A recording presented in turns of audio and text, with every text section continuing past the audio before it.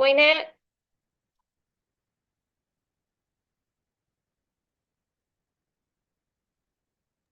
What's up? can you hear Pete and I? Hold on a second. Talk a little louder now, or talk now. Speak, oh Can great you hear us one. okay? Yeah, I can hear Can you you hear just us? fine. Okay, now the camera adds 10 pounds. I got 4 cameras on me, okay? I understand that statement. Ooh,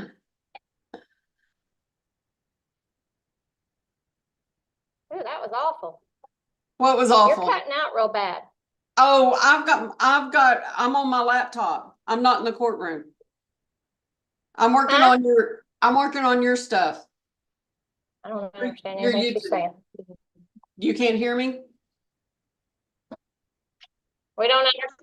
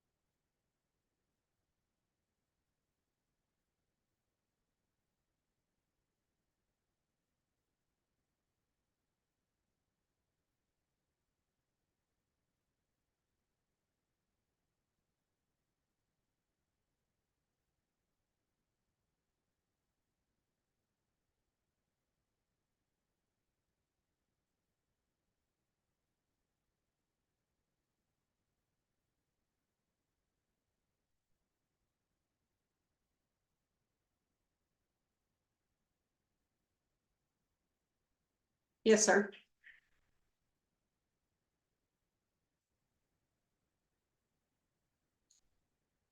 It'll be on YouTube. He can watch it that way. Okay. All right, we can hear everything you're saying.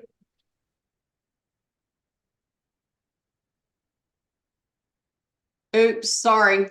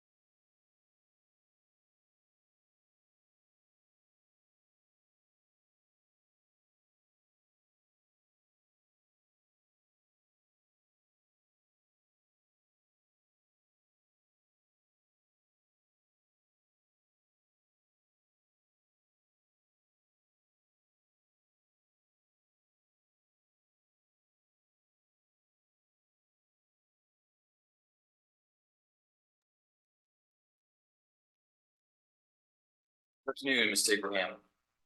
Who's up first?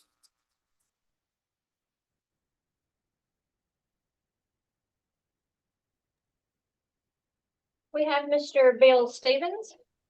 Good afternoon, Mr. Stevens. Good afternoon, Judge. How are you doing? I am good, sir. How about you? Excellent. Same. Better this week.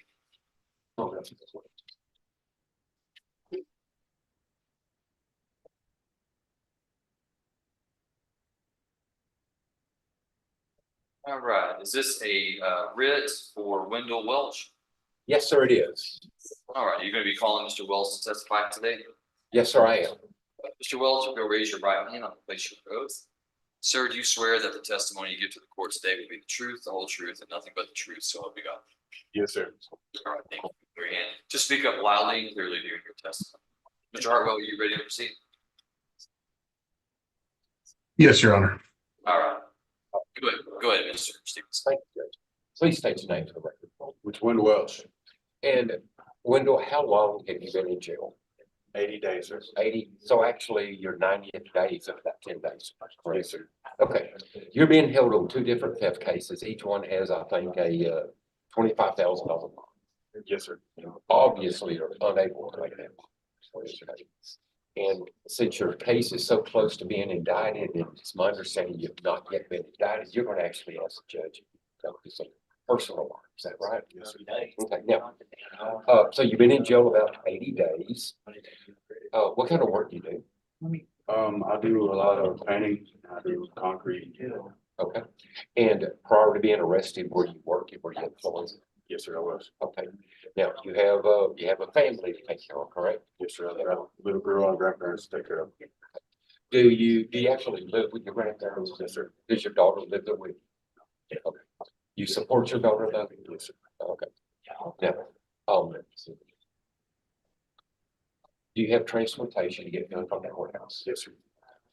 I know you're asking for a PR bond, but we also talked and you said if the judge would grant a PR bond at this stage, that you'd be able to make a $2,500 bond on each case. Is that right? Yes, sir. Okay. Are you asking the judge to grant a PR?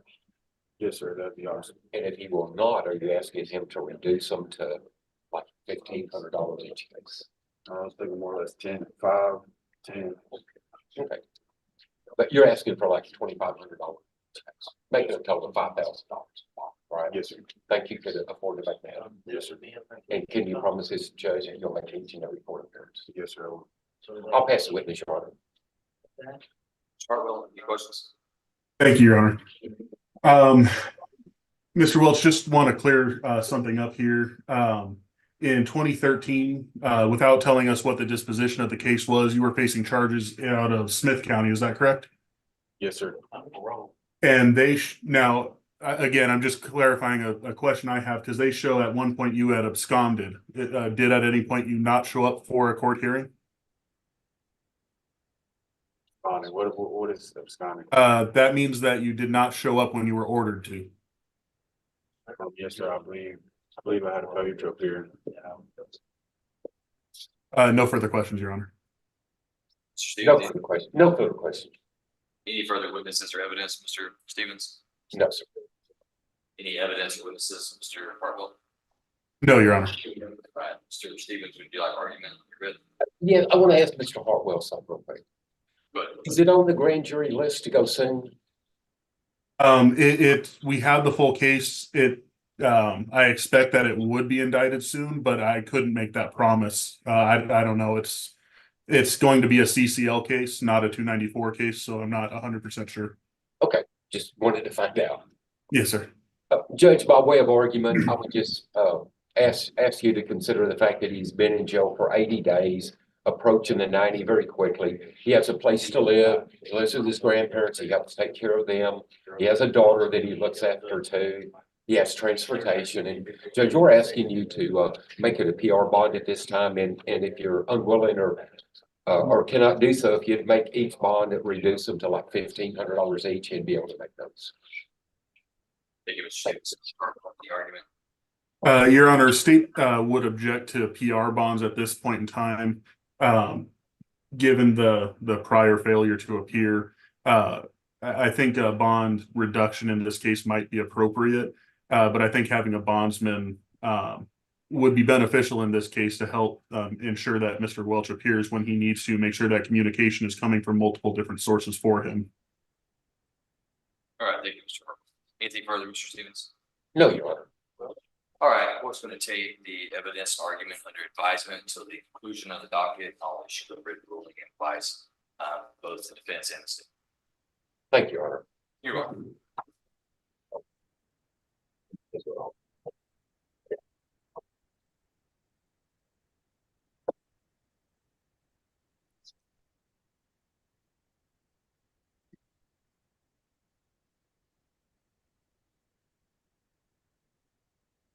Who's next? You're ready. Mr. Richard Schmidt is ready. Who did you say you ready on? Donnie Main, Maine. that's, All right, Donnie Joe Maine, CR 23-236 for arraignment. yes, sir. Judge, we're ready to proceed, receive the copy of the indictments, name spelled correctly. We'll waive formal reading, enter a plea not guilty, ask for a pretrial sentence. All right, the court will enter Mr. Maine's plea of not guilty into the record, finds that he has waived the formal requirements of arraignment. Court will set this matter for pretrial hearing. Mr. Schmidt, let's see, I can set either end of February on the 27th, or the next one after that would be March 26th. February 27th, be fine, Judge. Okay, all right, court sets Mr. Maine then for pretrial on February 27th at 1:30. Mr. Maine makes bail, of course, which would be at 9. Yes, sir. Thank you, Your Honor. You're welcome. Boy.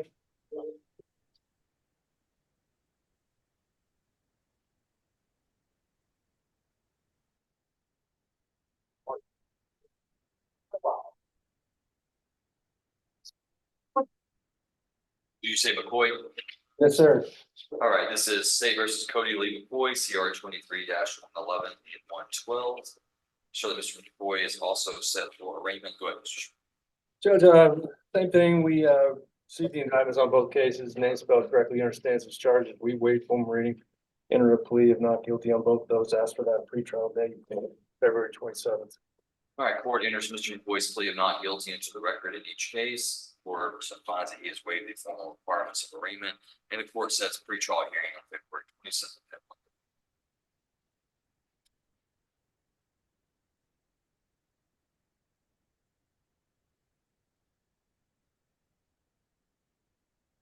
Thank you, Judge. Sir.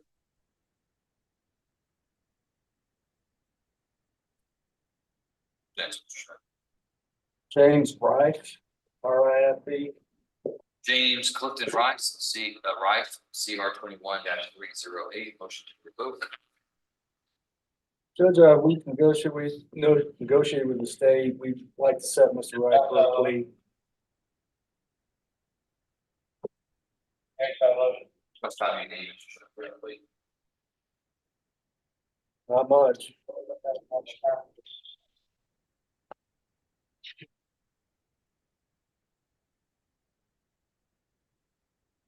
Setting for Tuesday, the 13th. March 13th, February 13th. February 13th. That'd be fun. All right, court says Mr. Rife plea on Tuesday, February 13th. 1:30.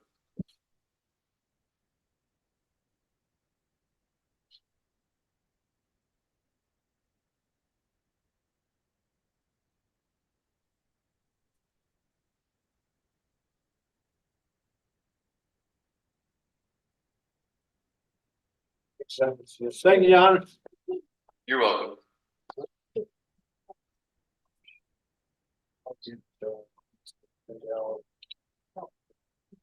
Christian. This is Mr. Grindell.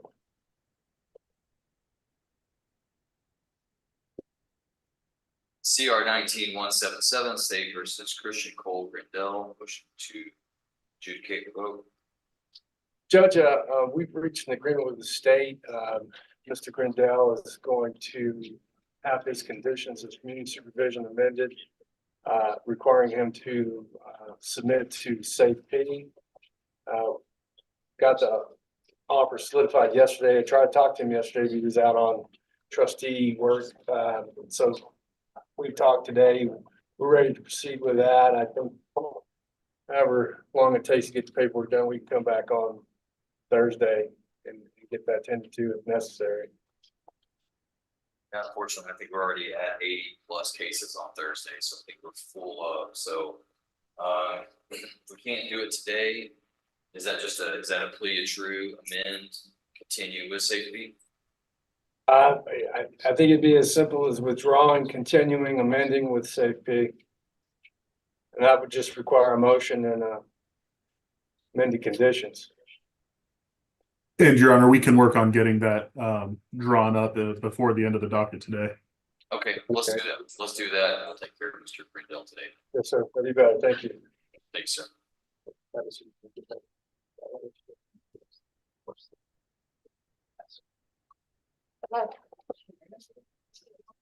Okay, Mr. Lowe is ready on a plea. Okay.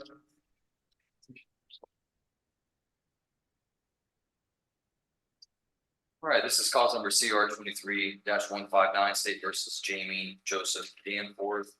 Good afternoon, Mr. Lowe. Good afternoon, Your Honor. All right, Mr. Danforth, sir, if you'll raise your right hand, I'm going to place you under oath.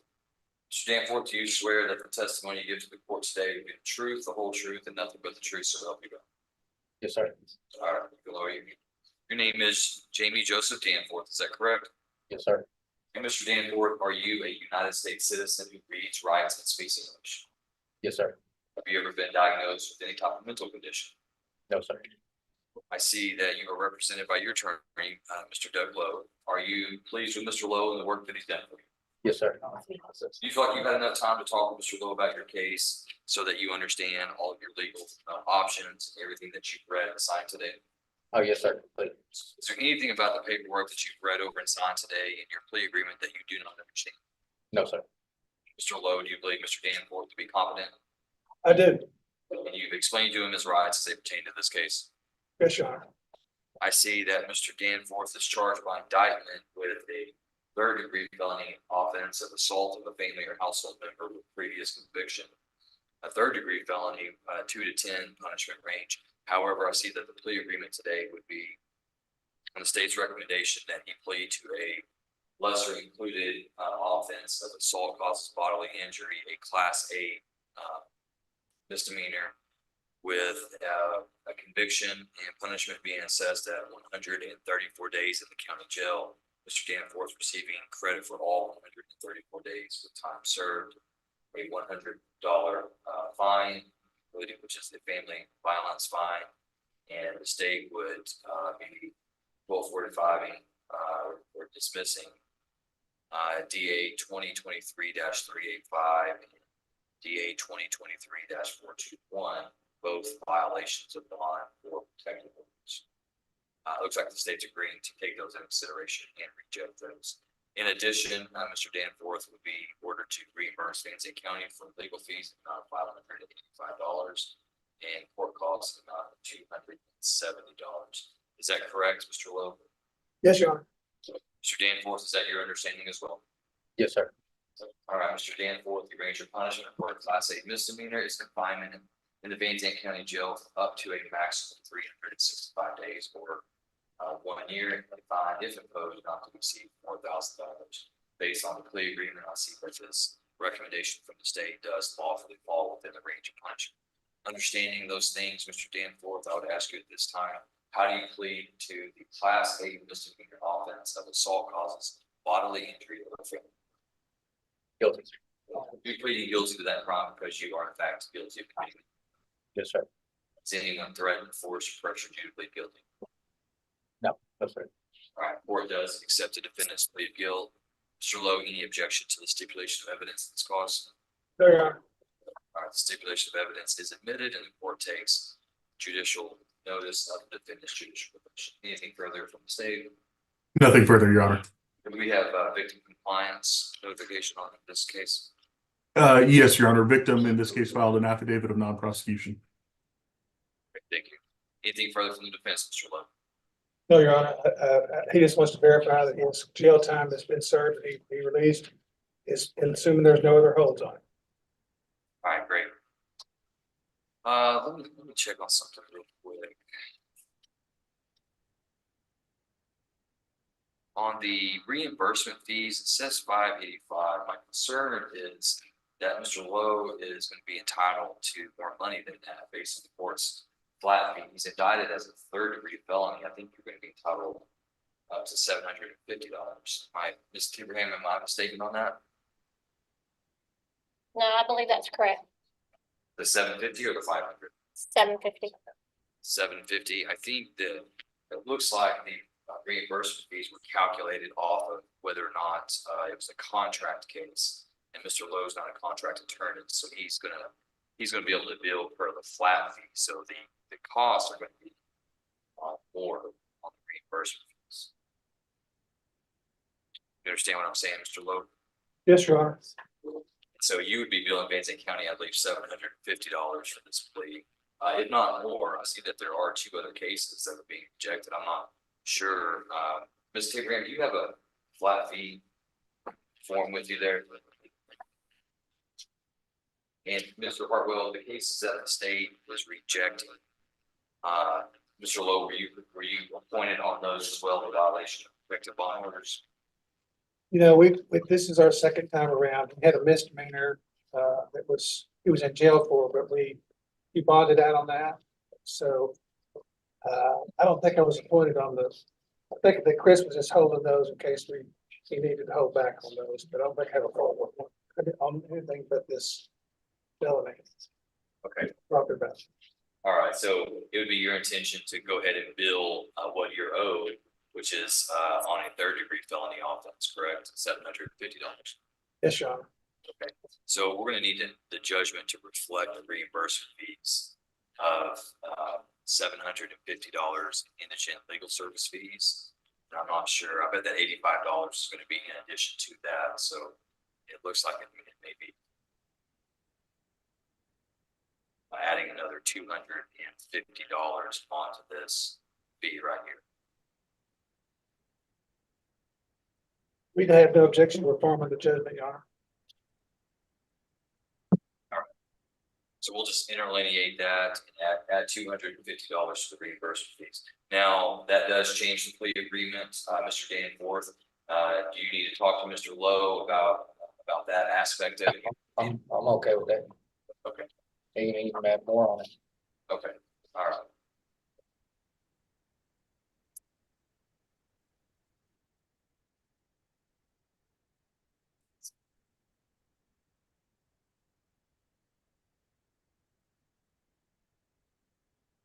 So that's gonna be what, $835 for reimbursement fees.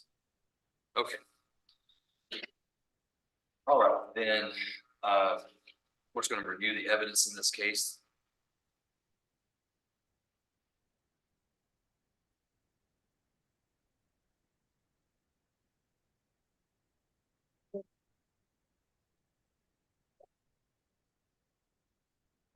Let's see, I have a concern on stipulation of evidence.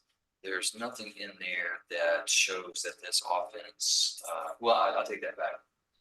This is being reduced to a class A, so we don't need to show the previous conviction. Honestly. Okay, all right, then based on the evidence presented to the court finds that there is sufficient evidence to convict Mr. Danforth of this offense. The court will follow the plea agreement based on the recommendation of the state. Court hereby convicts Jamie Joseph Danforth of Class A misdemeanor and assault causes bodily injury to a family member. Court assesses his punishment at 134 days confinement in the county jail. The court will award Mr. Danforth 134 days credit for time already served. Orders him to pay $100 family violence fee, $835 in reimbursement fees, and also $270 in court costs. The court does take into consideration under section 1245 of the Texas Penal Code, unfiled DA cases DA 2023-385, a violation of bond or protective order, and DA 2023-421, a violation of the bond or protective. All right, so Mr. Danforth, once you get out of the county jail, if you're not able to pay all of this money that you owe, you need to report to the district clerk's office on the 3rd floor of the courthouse and talk to them about working out a payment plan so that you can discharge what you owe. Failure to pay these things will result in the court issuing a warrant for your arrest. You understand? Yes, sir. All right, Mr. Danforth, you're hereby remanded to the custody of the sheriff so you can carry out the terms and conditions of the sentence. I'll have you step over with the deputy to be fingerprinted. No, that's all I have today. Thank you, Mr. Levin.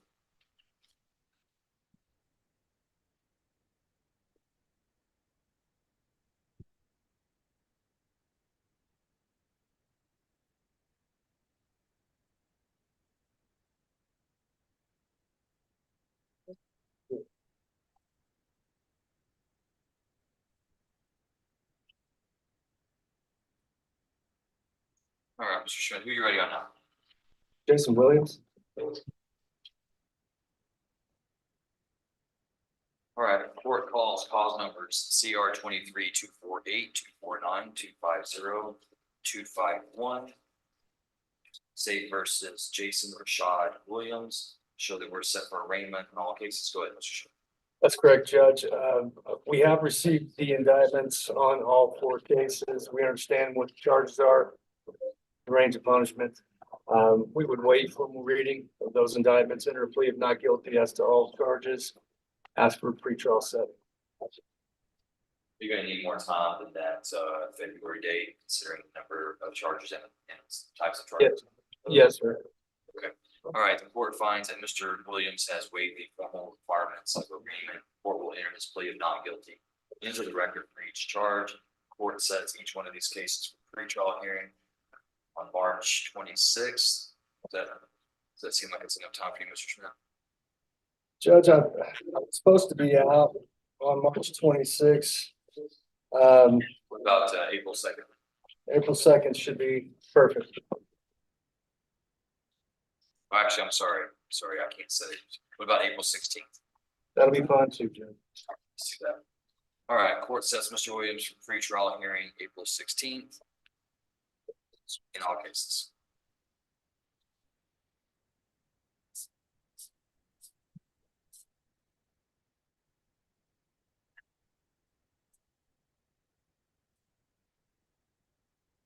We also have motions for bond reduction in all 4 of Mr. Williams' cases, if the court would hear that. Okay, yes.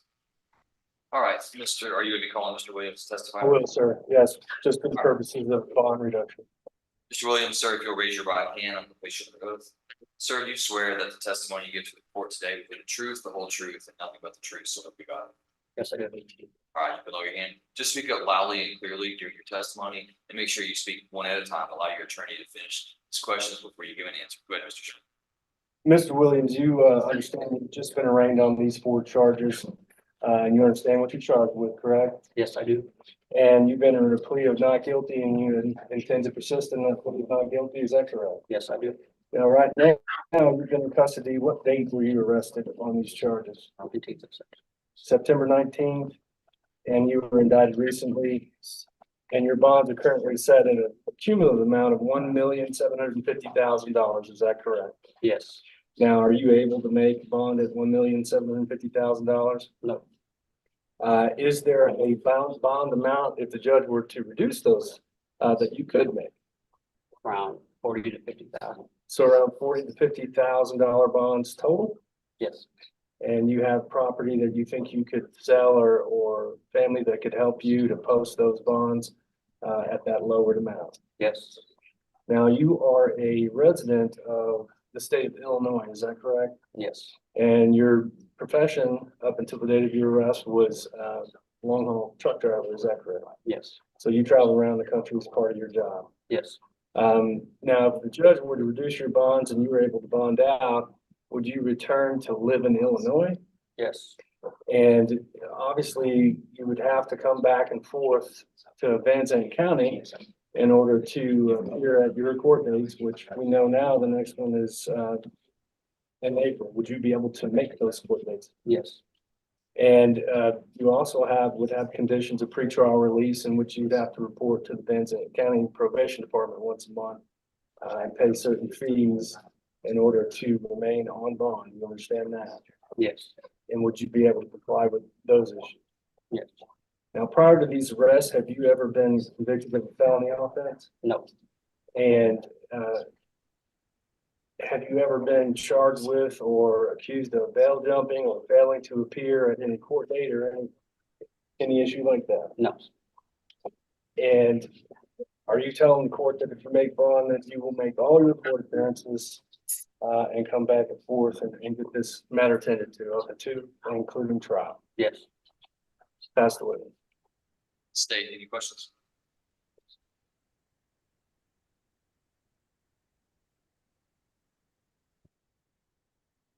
Yes, Your Honor. Mr. Williams, what state did you say that you live in before this occurred? Illinois, And how long had you lived there? my entire life. And you told the court that you had never been convicted of a felony before, was that correct? Yes, But in fact, you have been convicted of some criminal offenses in Illinois, is that correct? no, Oh, that's not correct. no, I've never been convicted of anything in Illinois. Well, have you been convicted in any state? Nope, All right, well, what happened to the arrest for battery in 2002? that was dismissed before I got to the jail. Well, I don't think it was dismissed before you got to the jail because it shows a bookend number here. What about the unlawful use of a weapon in 2013? Found not guilty of all charges. What about the domestic assault, second degree? Not guilty on that one too. That was just part of the same case. All those were found. I was clear of all of them.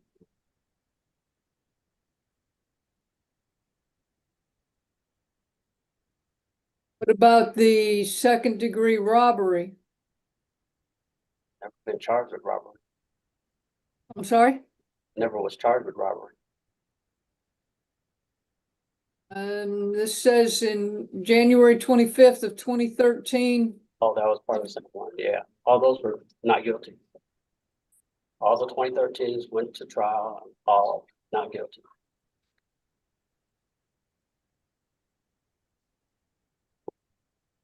What about in St. Louis, the domestic assault, first degree with serious injury?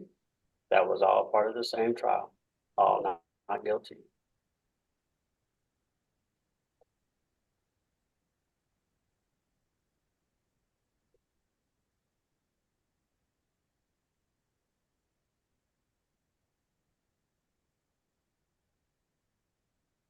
Were you living in St. Louis at that time? Yeah, I was working in St. Louis at that time. Were you living in St. Louis at that time? Yes,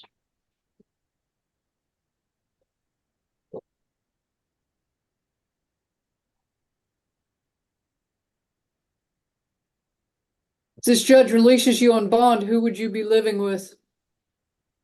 my friend, Your who? roommate back in Mhm. Illinois. And is that who you were living with before you were arrested for this? Yes, One roommate or more than one? just one. Does that person have any criminal history? No, Where will you be working? be driving a truck somewhere. You an independent owner operator? Yes,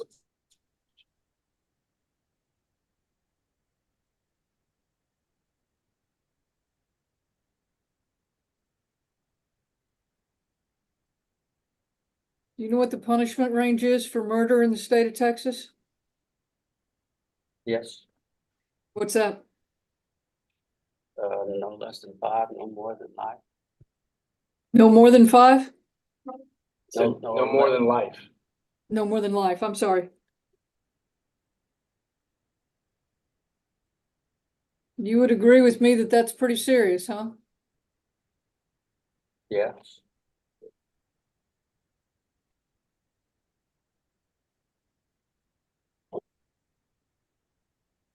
And how much is your bond currently?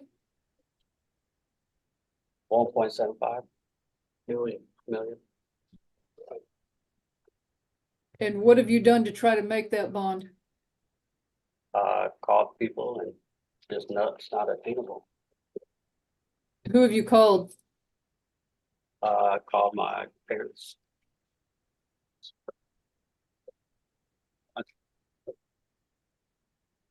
I called my insurance company and they were denied coverage. I'm You called your insurance company? just still carry. Oh, your concealed carry insurance company. Okay. Have you called a bondsman? No, So you don't know what a bondsman would require you to come up with to make that bond for you? oh, that's pretty much irrelevant with the bondsman are. It's a matter of coming up with the money. And But you don't know what a bondsman would require to make that bond for you. there's $75,000. You didn't know that before your lawyer just wrote it down for you, did you? Well, yeah, I knew that part. Oh, Proceed. okay. But you haven't even tried to make the bond that you have. Yes, we have. Okay, what bondsman did you call? I didn't call any bondsman. The person at home called. I don't know which bondsman they called. Okay. So who made those phone calls for you? Anyone other than that insurance company? No,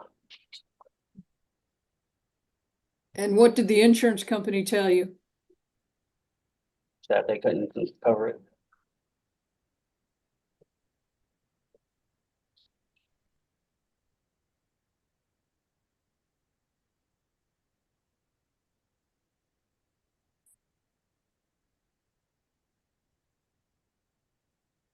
But as of today, you haven't talked to any bondsmen at all. No, How much money do you have to make a bond? none. I'm not working. Oh, so you're just asking this court to let you out on a PR bond? Granted, that would be nice. So I can go back home and take care of what I need to take care of. And prepare for this trial. And you don't have any money to make a bond? No. But I have property. Do you own your truck? No, that was a second truck I was buying, so I don't own that truck. I was paying That was on- a second truck. Do you own a first truck? That truck got totaled. 2-3 years ago. That, okay. So do you own any truck, right? Any semi tractor right now? No, Any semi trailer? no, So you can't work as an owner operator then? yes, I can get another truck, How are you gonna get a truck? contract to another company or lease another truck. Okay, so how are you gonna get the money to lease a truck? Judge, I object to relevance. We're talking about the ability to make bond. And leasing a truck, whether or not he can be employed or not employed it is a valid question or a relevant question to meet his ongoing requirements in this county, but you know, whether or not he can purchase or not purchase a truck is not relevant to his ability to make bond at this point. Your response, Mr. Curry. Yes, Your Honor, I think it is relevant because I think if he has assets to lease a truck, then he has assets to make a bond, but yet his testimony before this court is that he doesn't have any assets to make a bond. I'm rather confused on on what he's asking for, what his financial situation is with regard to the ability to come back and report on pretrial, the ability to come back and appear before this court, if he has no money at all, and is his plan for getting that money is to lease a truck. I think it's very relevant to know how he's going to lease that truck. And Judge, that was not his testimony. He did not testify that he didn't have any assets. He testified he didn't have any cash, which is substantially different. And his assets are located in Illinois, which may include several vehicles that can be sold in order to come up with the money to post bond with the aid of his friends and family in Illinois. The issue is whether or not he's going to be employable if he makes bond. And his answer or response would be that his employment would be to drive the truck. So they're two separate issues. But as far as assets are concerned, he has testified that he doesn't have any cash. He's been in jail and unemployed for some time, but he does have assets, and that's why we're asking for a reduction. I can rephrase my question, Judge. All right, court will sustain the objection as to that specific issue. Go ahead, Mr. So, Mr. Williams, what assets do you have that you can sell to make a bond? My cars, And how many cars do you have? 2, What are they? it's an Audi and a Mercedes, And what year's the Audi? 2012, How much is it worth? probably about 15. I'm sorry, about 15? Yeah. 1,000? Yes, Okay, and what year's the Mercedes? 2015, And how much is it worth? probably 20. All right, so you've got $35,000 in assets. Did you list those on your affidavit requesting court-appointed counsel? The Mercedes, yes. I'm sorry? Yes,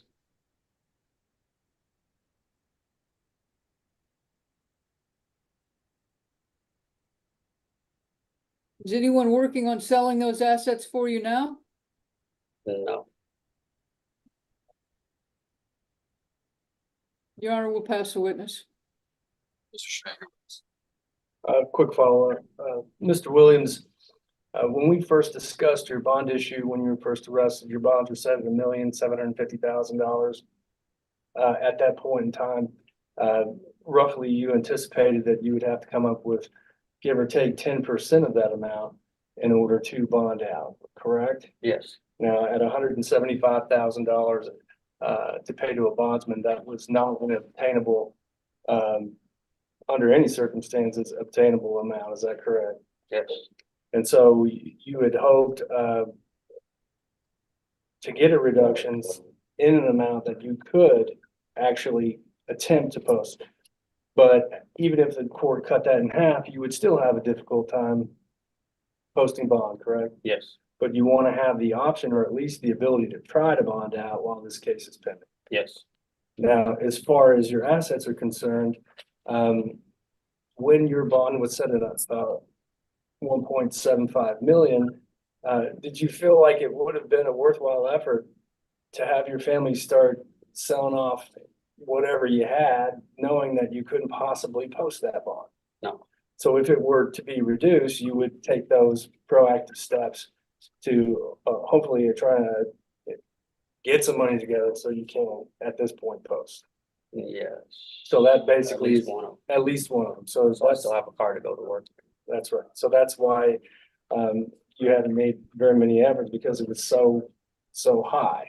Yes, Now, as far as work's concerned, you have a CDL license, correct? yes, And you don't have to own or lease a truck in order to work with a CDL driver's license. Is that correct? yes, You could be an employee and drive a truck locally wherever you live. yes, And you would need to be employed in order to meet your financial obligations, and all the stuff that's going on, as well as your living expenses, correct? yes, So does that clarify your earlier testimony about what you would do if you made bond, as far as your employment's concerned? yes.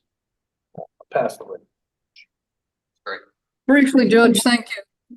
So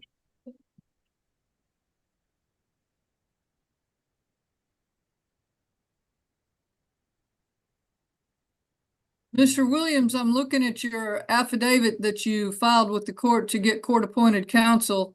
Would you agree with me that you only listed one car there? Yes.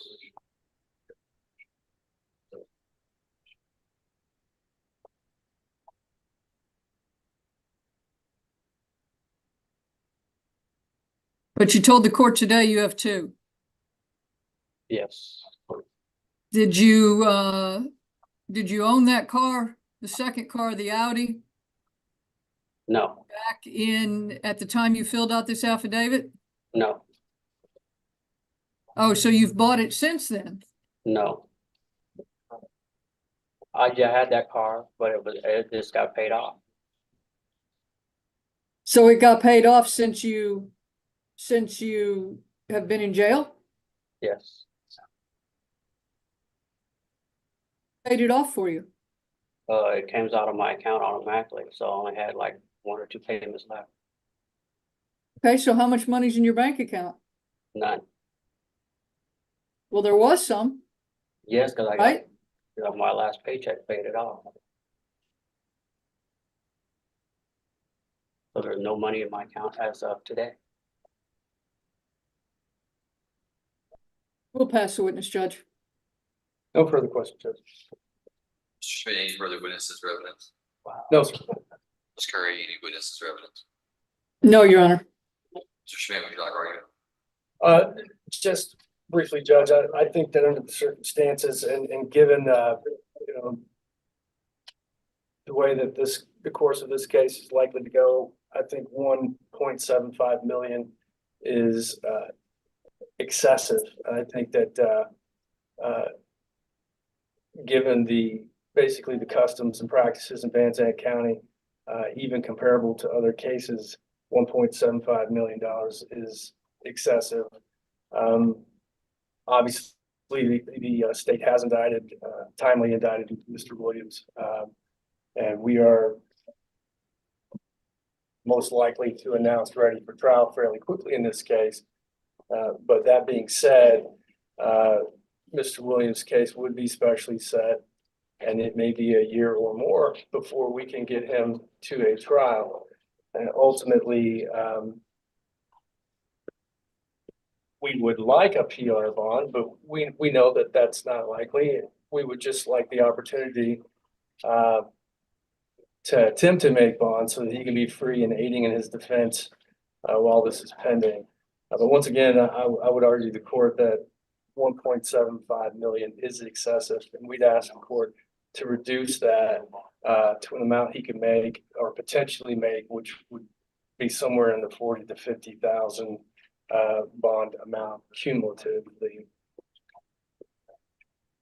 Thank you, Mr. Schmidt. Ms. Curry, any argument? Thank you, Judge. And Mr. Schmidt talks in terms of 1.75 million, and while that is the total bond, I think it's important when the court considers the reasonableness of bond to keep in mind that that is for 4 charges.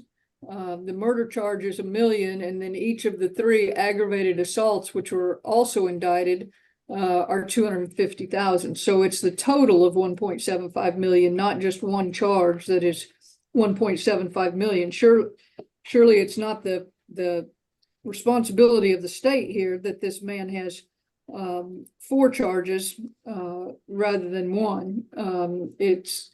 We would contend it's his actions that led to those charges. Additionally, Judge, the request for 40,000 is completely unreasonable for the nature of these charges. This man faces life in prison, plus other charges that could be stacked upon that life, making it unlikely, if he were to receive the maximum on everything, that he ever got out of prison, which leaves little incentive, if any, for him to show back up for court, especially given the fact that he lives so far away. He claims that he doesn't have financial resources, but yet he turns around and assures the court that he can be here once a month to meet his pretrial obligations and also be here to meet his court obligations. It's our position, Your Honor, that the bonds are reasonable where they are, given the fact that there are 4 very serious charges against this man. Thank you, Ms. Curry. Mr. Schmidt, final word, if any. Judge, obviously, we know that this is four charges from one single course of conduct. Mr. Williams intends to push forward his affirmative defenses. We fully expect to go to trial, and we don't expect that the maximum in any of those cases to be levied against him. Obviously, the state believes in their case, and obviously we would say that we don't believe in their case, given the facts and the circumstances. So it's not black and white or cut and dry at this point, and there will be a dispute as far as the facts are concerned. Ultimately, bond is not to be used as a means of oppression, but so that he will come back and forth to court. I don't think that there's any indication other than his residence that he's a flight risk. There's no history of that. There's no felony convictions. And whether or not you look at each individual case, I would argue that $1 million under the circumstances in this county is excessive. And I think by and large, $250,000 for each aggravated assault is excessive.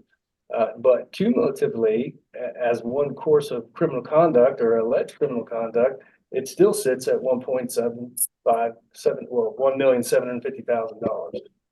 So in totality, those are excessive, and we'd ask the court to reduce those. Thank you, Mr. Schmidt. All right, court will take the arguments and the evidence under advisement and issue a written ruling at the end of the day. Thank you, Judge.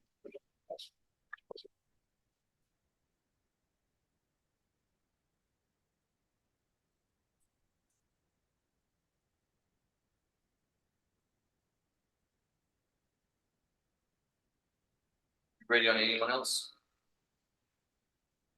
The only one I have left is Mr. Grindell. I think Still working on paperwork. I think it's ready. You got him out? Okay. Good. Thanks, yeah. All right, we're ready on Mr. Grindell. Come on down.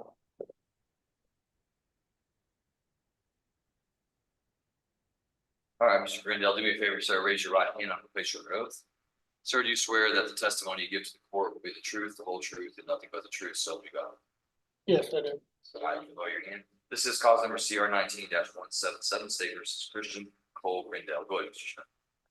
Judge, the agreement is to withdraw the state's permission to adjudicate guilt, continue Mr. Grindell on community supervision with amendment to his conditions. Those amendments would be as follows. In pertinent part, he would be ordered to pay an additional $500 for court-appointed attorney's fees relating to this transaction, as well as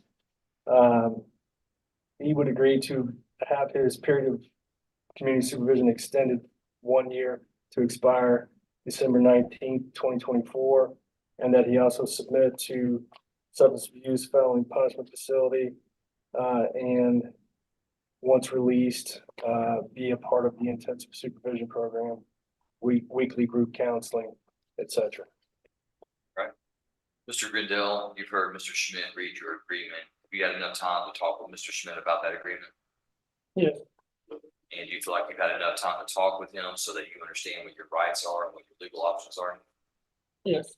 Is this the decision that you're making today to resolve your case? Yes.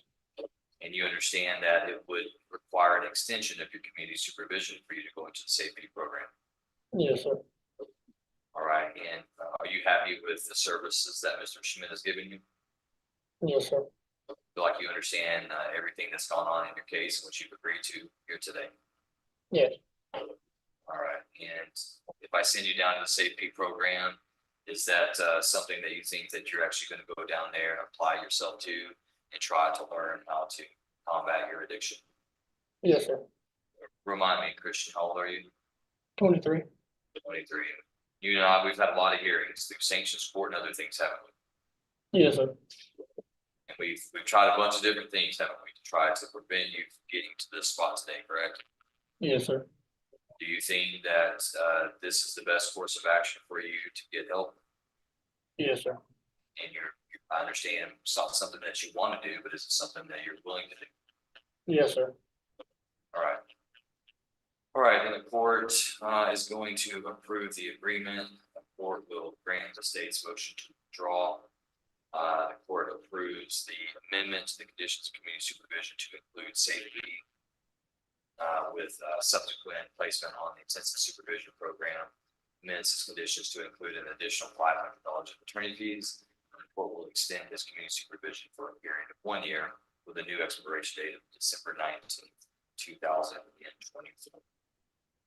All right, Christian, the only thing that's left to do, man, is to go down to safety, try to come back a better person. All right? Yes, sir. You can do it. You're a young man. We all hope that you can do it because the rest of your life ahead of you is going to be easier if you go down there and learn something. If you go down there and you don't learn anything, if you go down there with a bad attitude, or you go down there thinking that you're just going to, slide by, I'm telling you it's not going to work. You're going to end up back here. You're going to end up going to prison. You're going to have that conviction. Your life is just going to suffer for it. I'm telling you now, okay? So do what you're supposed to do. Go down there and learn something about rehabilitation, learn something about addiction, and come back and be a better man for it and get this stuff out of your life. Okay. Yes, sir. All right. It's your turn to go do the work. Thank you, sir.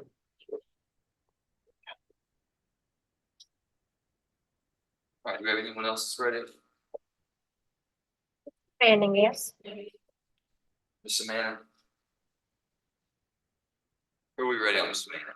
Not that case yet, Judge, not that case. Let's start with Mr. Randy Young. Randy Leonard Young, CR 22349.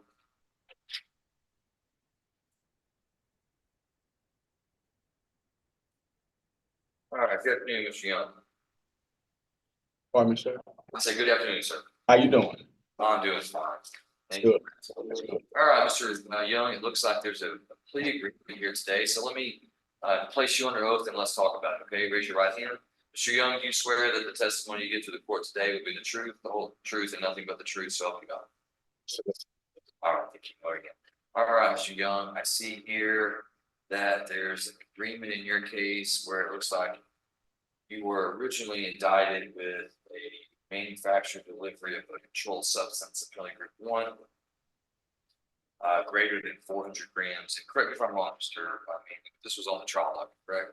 That is correct, Judge. I believe he had been bouncing around the top 10 and may have been specially set for March, beginning of March.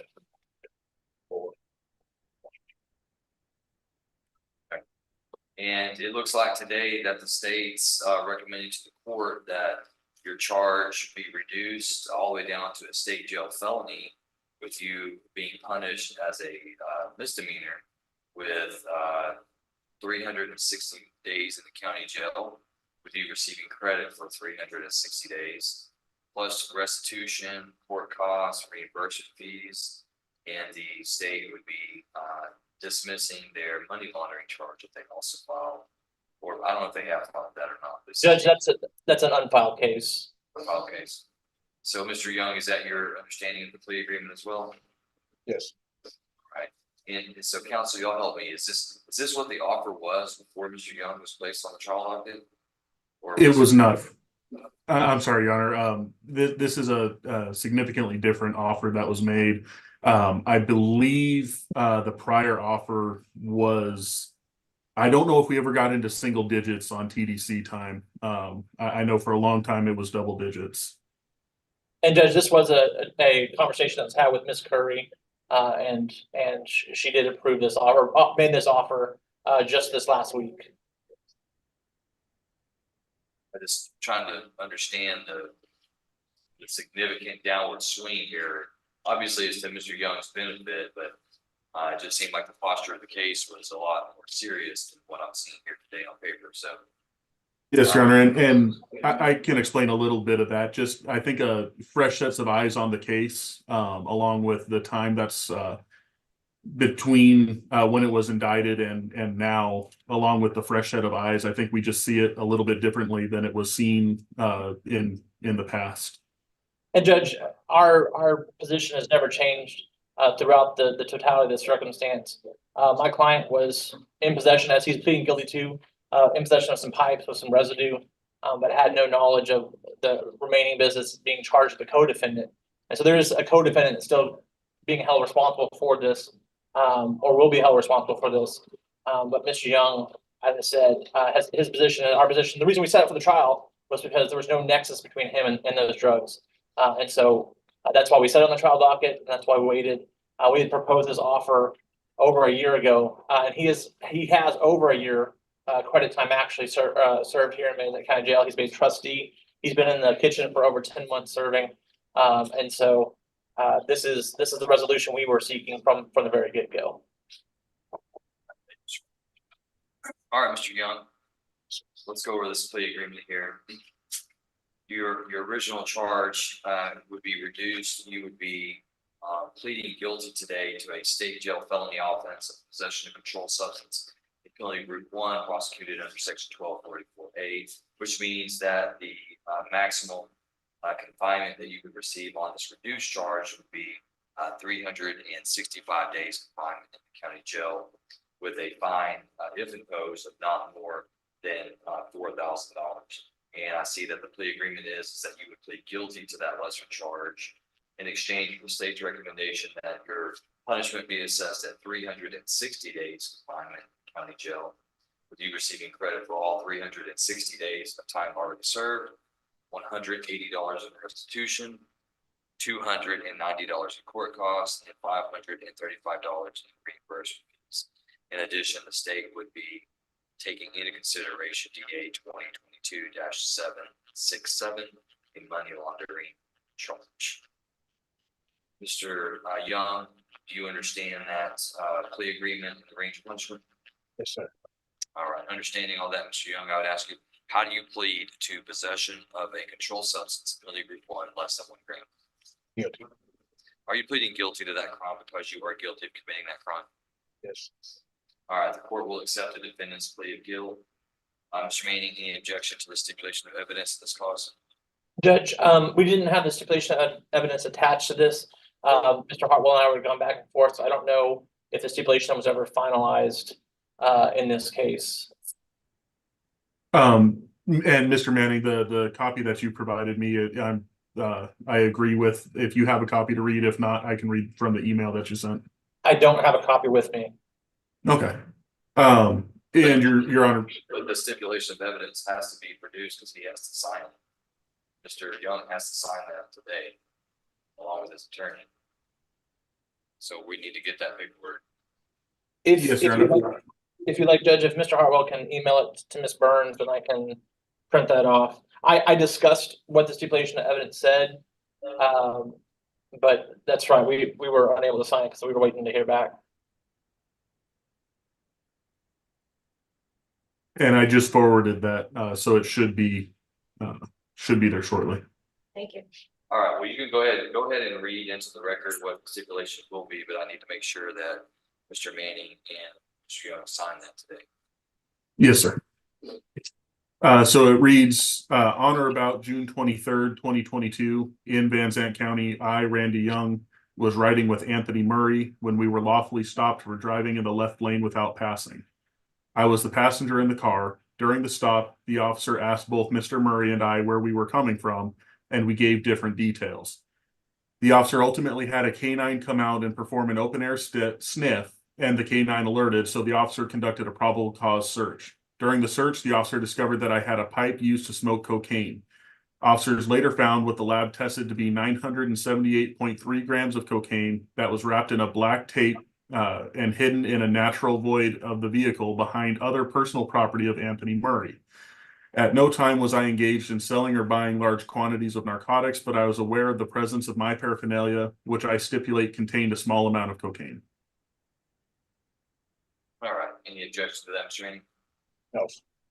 No, Judge, we do not, and we have a copy for signature right now. Okay.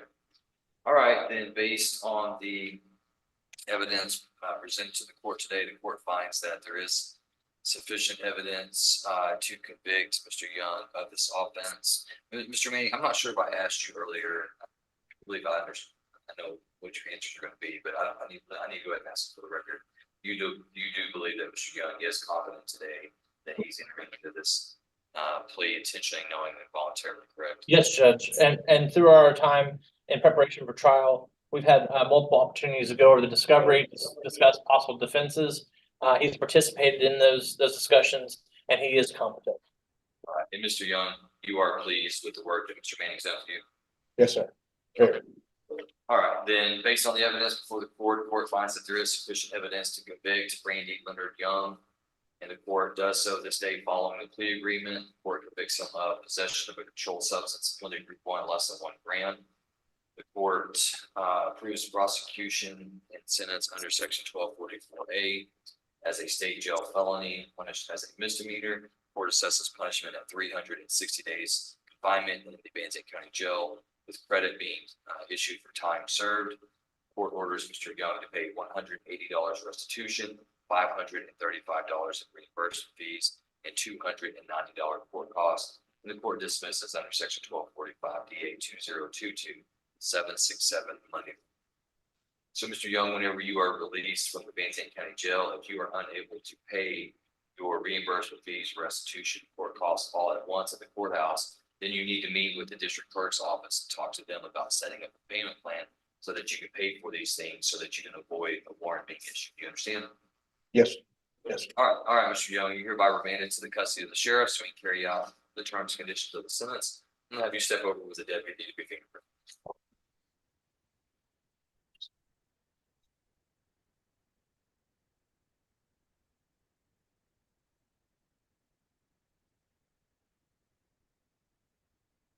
Who's next, Mr. Mayor? Ready on Mr. Delbert, Joshua Delbert.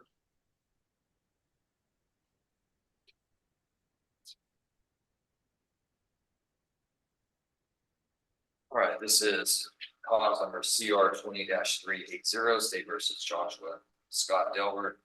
Mr. Delbert, if you'll raise your right hand, place you under oath. Sir, you swear that the testimony you give to the court today will be the truth, the whole truth, and nothing but the truth, so that we. Sir. All right, you go again. All right, Mr. Delbert.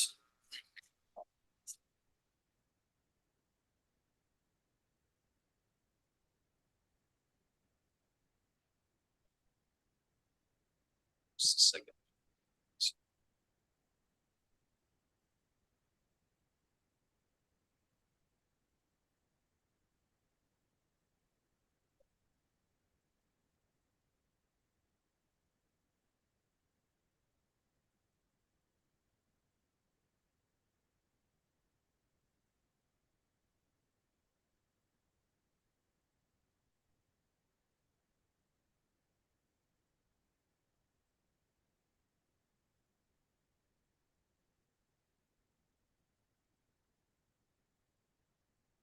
Mr. Manning, can y'all see that on the screen?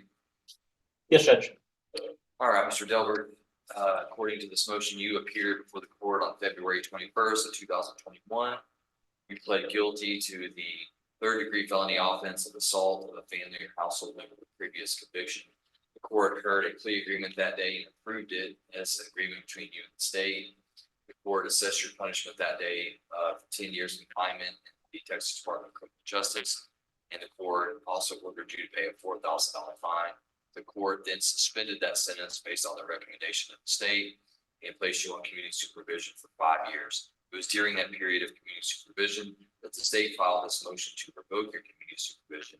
As you can see in that motion, they have alleged 7 separate counts of various violations. Have you had enough time to read over this motion with your attorney, Mr. Jonathan Manning? Yes, sir. Mr. Manning, does your client waive the formal reading of the state's motion? He does, Judge. Does he intend to plead true to all 7 counts?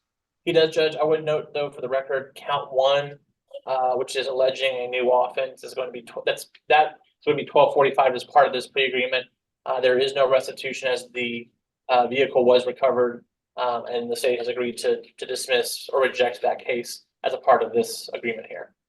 All right. And Mr. Manning, while we're at it, do you believe Mr. Delbert to be competent to enter this plea agreement? He is, Judge. And Mr. Delbert, are you pleased with Mr. Manning and the work he's done for you? Yes, sir. All right, is there anything about the paperwork that you've read over and signed today that you do not understand? No, sir. All right. All right, then, Mr. Delbert, then I'm going to ask you, how do you plead to counts 1, 2, 3, 4, 5, 6, and 7 contained in the state's motion to revoke? Are those counts true or not true? That's true. And you're pleading true to each one of those because what is alleged is in fact true. You're not just saying they're true to get a certain plea agreement, right? All right, has anybody threatened, forced, or pressured you to be true to any of those counts? No, sir. All right, the court will accept Mr. Delver's plea of true to each one of the counts as alleged. Mr. Manning, any objection to the admission of the defendant's waiver of rights of plea of truth? No objection. All right, that is admitted, and the court takes judicial notice of the defendant's judicial confession. Anything further from the state? Nothing further, Your Honor. Anything further from the defense? Press and close, Judge. All right, then based on the evidence before the court finds that Mr. Delbert has violated the terms and conditions of his community supervision. The court will follow his plea agreement that he's reached with the state today. The court hereby revokes his community supervision, assesses punishment at 7 years confinement. The Texas Department of Criminal Justice Institutional Division orders him to pay the balance of his financial obligations, and the court dismisses under section 1245 a theft of property case DA 2023-116. Court awards Mr. Delbert 221 days credit towards this sentence for the time that he has spent in jail on this cause. Mr. Delbert hereby remanded to the custody of the sheriff so they can carry out the terms and conditions of the sentence. Have you step over to the deputy? Good luck, sir.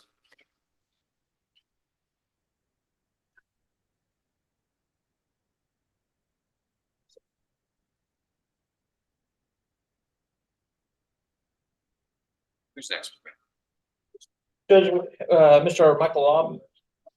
He was also one of the cases on the trial docket. Michael Edward Law. CR 2269 and CR 24-1. All right, Mr. Law, sir, if you'll raise your right hand and place you under oath. Mr. Law, do you swear that the testimony you give to the court today will be the truth, the whole truth, and nothing but the truth, so help you God? Yes, Your Honor. All right, you have already. Your name is Michael Edward Law, is that correct? That is. And Mr. Law, are you a United States citizen who reads, writes, and speaks English? Yes, sir, I am. Have you ever been diagnosed with any type of mental condition? No, sir. In this case, you're represented by your attorney, Mr. Jonathan Manning. Are you pleased with Mr. Manning and the work he's done for you? Yes, sir, I am.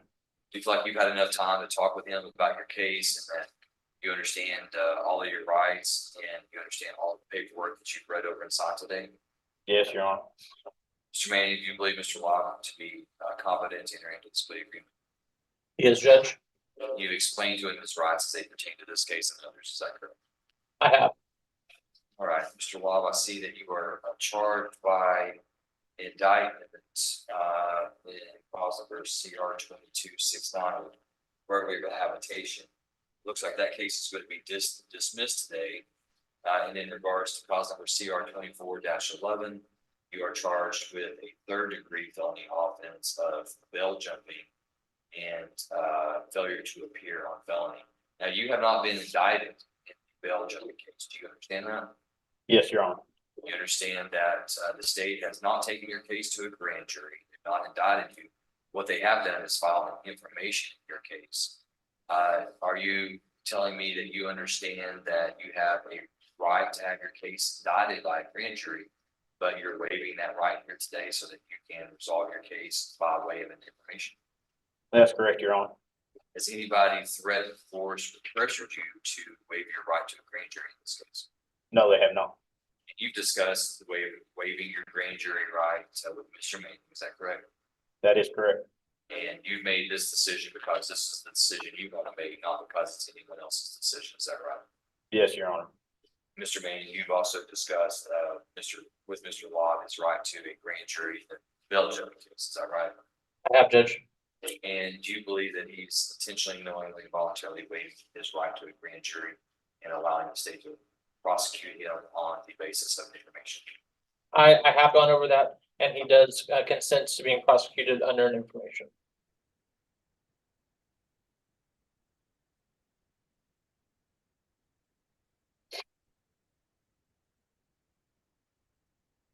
Looking through the paperwork, I don't see waiver, grand jury waiver. Judge, I didn't see the typical grand jury waiver, but if we look in the admonishments, there is a waiver of defect or under the acknowledgement of admonishments, waivers, judicial confession, and plea of guilty. It talks about waiver of indictment, as well as proceeding by information.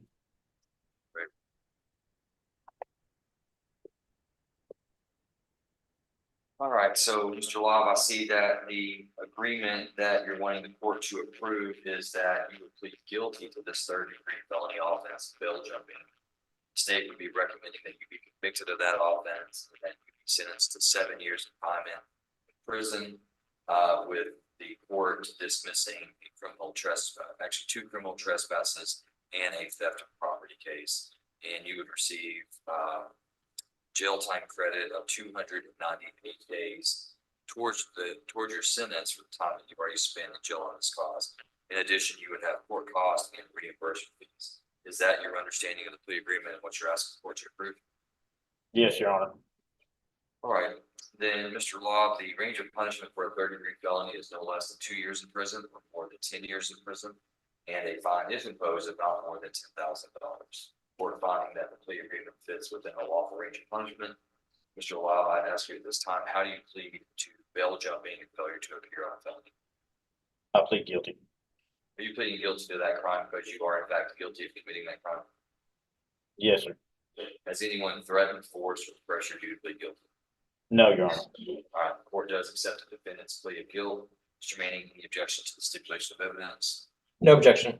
The stipulation of evidence is admitted and the court takes judicial notice of the defendant's judicial confession.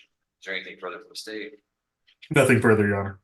Anything further from the defense? Just briefly, our copy of the paperwork did here at the jail did not have the dismissal attached to it. I saw that was emailed to me by Miss Abney earlier today, but I just want to make sure that the court did have a copy of the dismissal in front of it at the time of plea. I have an unsigned motion by the state. Okay. Form, but I'm assuming that the state is going to send that over with a signature and checked off all these things, but I don't have one at this.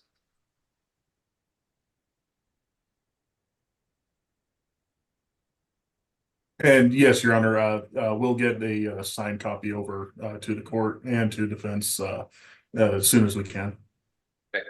All right. And Judge, just one more thing, by way of housekeeping, Mr. Law, multiple times through my representation, has sought my help to assist him in a case. There was some fines from a previous case that were pending on his case. He wrote twice to the Court Collections Department to request a time served on those fines, and those letters went unresponded to. When I followed up this week and last week with the clerk's office, they were unable to locate those letters, but I can verify that Mr. Lobb did send 2 letters requesting time served for those fines and court costs in the previous case.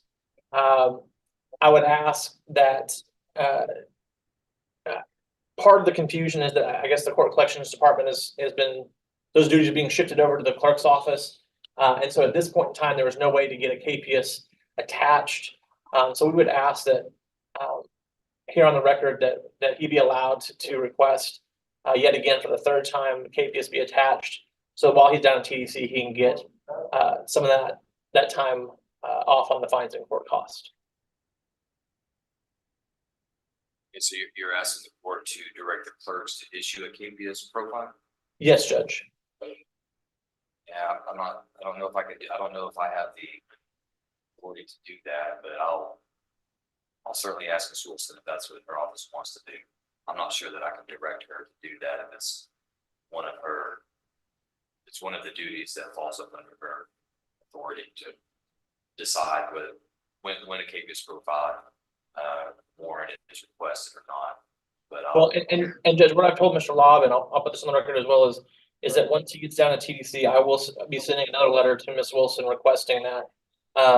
But he asked that we make a record of it here today at the time of plea. It obviously is not going to affect his plea one way or the other, but he has requested multiple times to take care of his business. And unfortunately, those requests have gone unanswered. I mean, I do see that he's paid over time. I mean, he can just continue to pay them off. I do have a record here of making payments. Yes, Judge. While he was out, he was making payments, but he's been in jail for the past year. unable to make payments, and so he's been serving our county through working in the precincts, doing skilled labor for quite a bit of that time. And so he just asked that credit be given to him as he has helped the county by giving back. Well, perhaps somebody could write on behalf of the county to the county, let us know what it is, because there's no way for the court to know those things. Yes, Judge. Okay. All right, then, Mr. Law, the, I posted this yet, Mr. Manning, I don't know that I have. I'm sorry, Judge, I'm having a hard time hearing. By imposed sentence yet? Judge, you had asked if there's any objection. I do not believe you did impose sentence at this time. All right, court, let the court review the stipulation of evidence.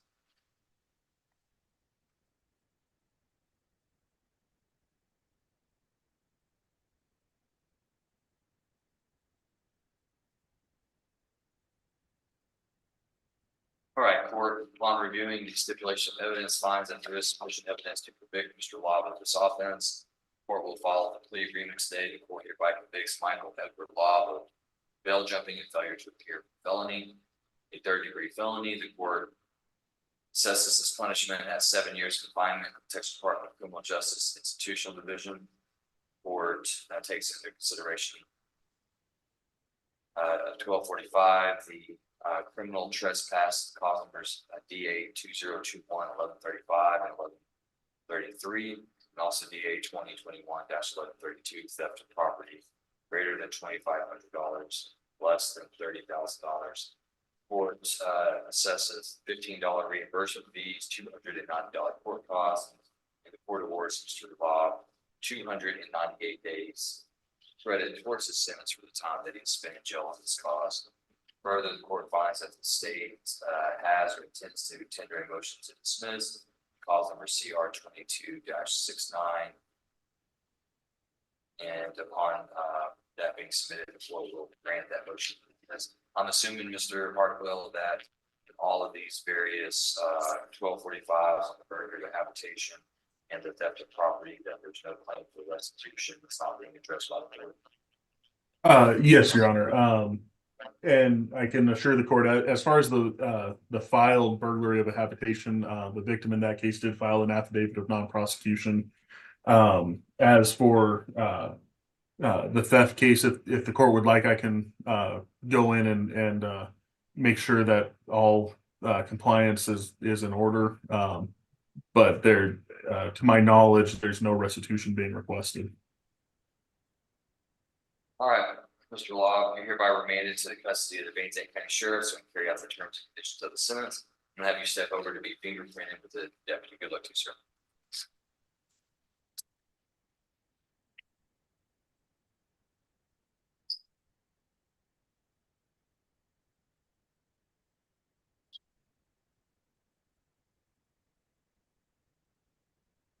All right, Mr. Manning, ready? Anyone else? Judge, I'm ready to reset Mr. Huddleston's case. Cause number CR 23-136, 234, 235. State versus Michael Ray Huddleston. Mr. Huddleston set for arraignment on 234, 235, stalking in violation of a bond protective. Judge, my client's name is spelled correctly. He understands the charge against him in both 234 and 235. His plea is not guilty. I would request to be set on the pretrial docket. Additionally, Judge, I have had an opportunity to go over the initial parts of discovery on that case. And we are preparing for that case to go to trial. In regards to the CR 23-136, we'd ask that motion be carried as the allegations of the new offenses are the primary source of those motions. We'd ask those be carried with the trial setting. All right, what about February 27th? Judge, that'll work. All right, court sets Mr. Huddleston for February 27th on all charges.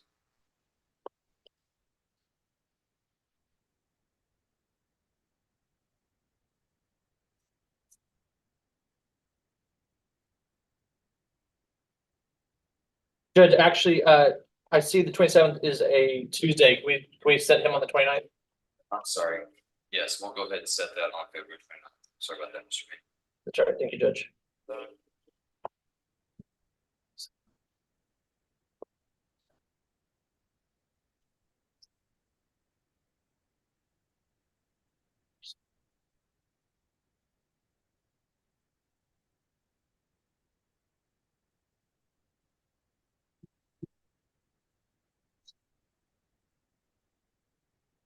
Judge, my last two are Mr. Beaver and Mr. Evans. If I may have a moment to discuss with the state, Mr. Evans is here. He's sitting right back here. There is something he would like for me to discuss with the state prior to us proceeding on his case. And then additionally, there's some information that Mr. Beavers provided that I would like to speak to the prosecutor, whoever's handling his case, about briefly. Okay, sure. We'll stay in recess, what, about 15-20 minutes? Thank you, Judge.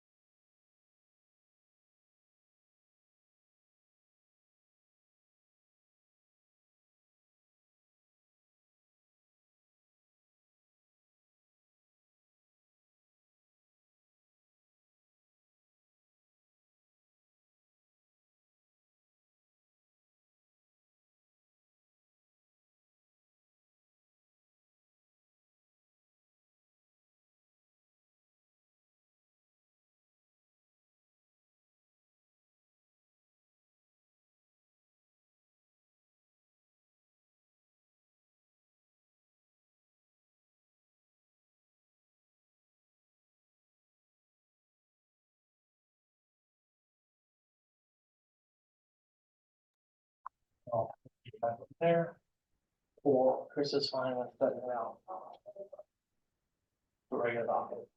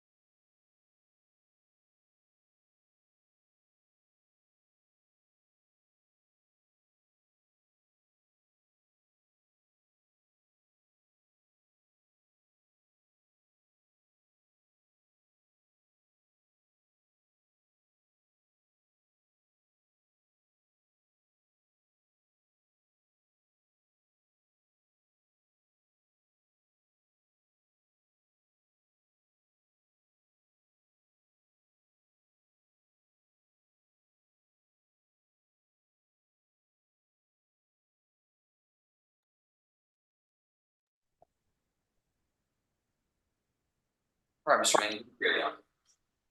Judge, this is Mr. Beavers. I learned today that he had been indicted on a new charge. And we have spoken to the state. It appears that on all his cases that he's currently in, with the exception of the motion to revoke or adjudicate, that he has passed his 90 days. So we have an agreement for him to get a PR bond on those cases, and then we've agreed to a bond on the motion to revoke. He has some business over in Smith County, and so we're gonna let him head over that way and take care of his stuff over there. If we may be able to, I guess we're here on arraignment for the new charge. I have not seen a copy of the indictment, so if we could see a copy of that, just so we can do his arraignment now. What is this new charge that you said he's not been indicted on, or he's over his 90 days on one that has been indicted? Which case? My understanding is that they've indicted one case of the 8 cases that he was in jail on. And I believe that was the unlawful possession of a firearm by a felon, is what I understand. So, and you're talking about this cause number CR 24-1 on unlawful possession of firearm by a felon, date of offense October 16th of 23. That's the one you're saying that he wasn't indicted until Past the 90 days, that's correct. past Judge. 90 days. Yeah, looks like it might have been 3 days past the 90 days. Yes, Judge. All right, so you said you want to see that indictment, is that correct? Yes, please.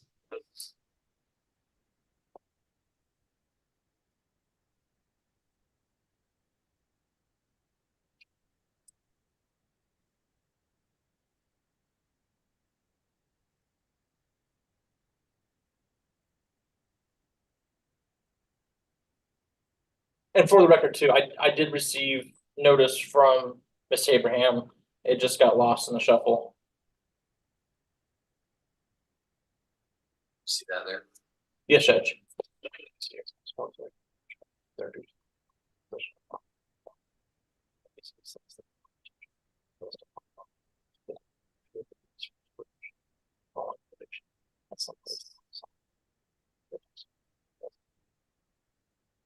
Judge, his name is spelled correctly. He understands the charge against him. At this time, he's pleading not guilty and requests to be set on pre-trial. All right, and cause number CR 24-1, state having indicted Mr. Gregory Alton Beaver of unlawful possession of firearm by a felon. Court finds that Mr. Beaver has waived the formal reading of the indictment, waives the formal requirements of arraignment. Court will enter his plea of not guilty into the record. Court will set this matter for pre-trial, and the court will set the motion to adjudicate at the date CR 22-7. You want to set that? You said something about Mr. Beaver maybe going to Smith County. Is he going to Smith County on a bench warrant? No, Judge, they applied a hold on him just this past week.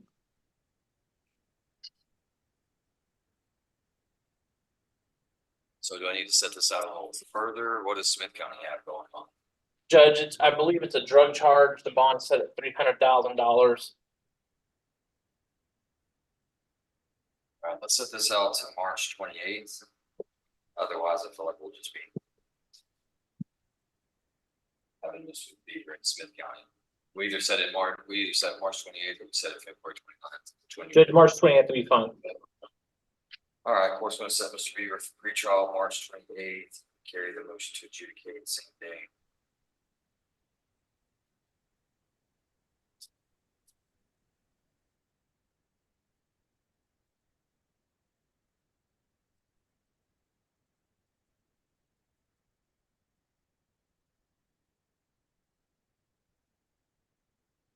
Judge, and I'll get a copy of those bond orders over shortly. Thank you, sir. May he be excused? Yes, you're excused.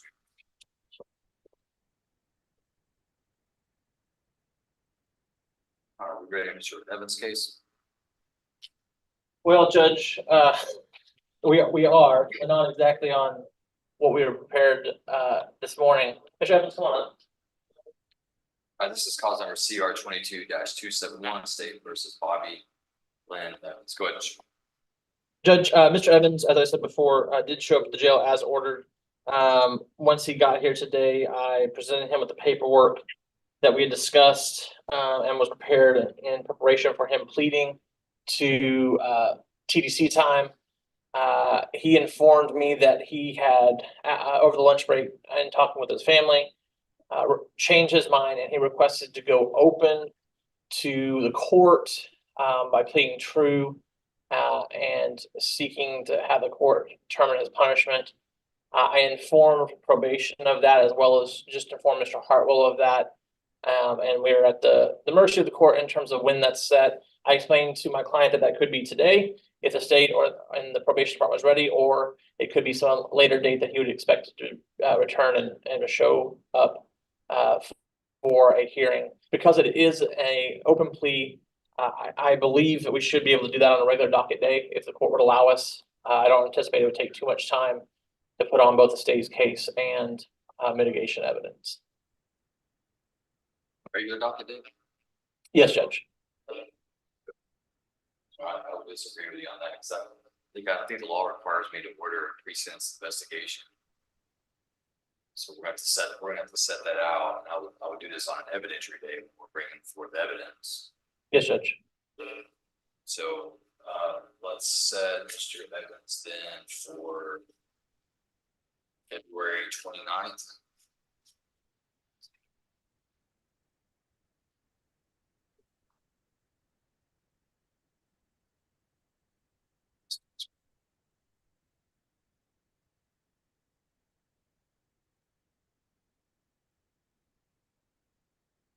You said, Judge, what was the date? February 29th.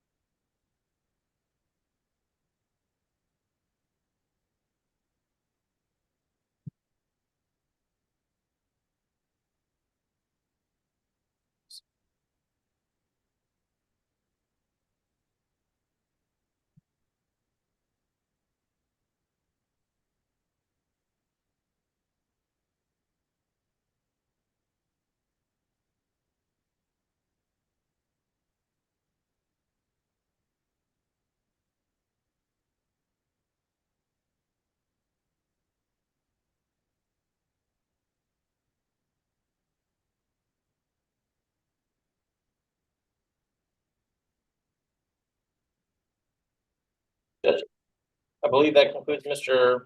Evans' business. May he be excused at this time? No, Mr. Manning, I think what I'm gonna do is I'm gonna go ahead and find Mr.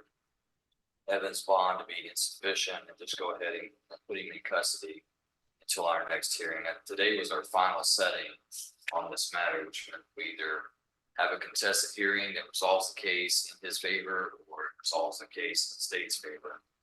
So I really expected a decision today. His decision is that he's going to plead open. He's admitting guilt to those counts and the motion. So based on that decision by the defendant, I'm going to go ahead and find his bond to be insufficient at this time. Also look through the history and see that he has absconded before.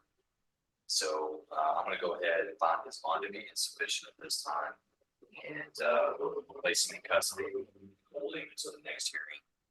Yes, Judge. I'll give him a new bail.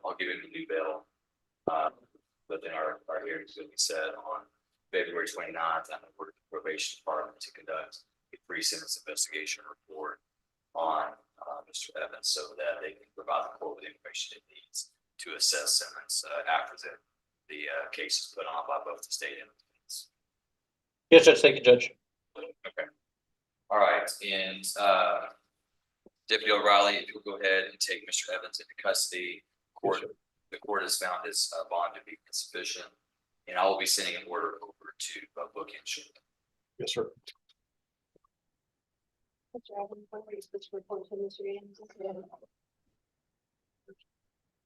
Mr. Abraham, does that include our afternoon docket? Yes, Your Honor. Okay, I'll be here preparing the paperwork and waiting for you. Okay. Court, all of a sudden this comes up, so that doesn't make it look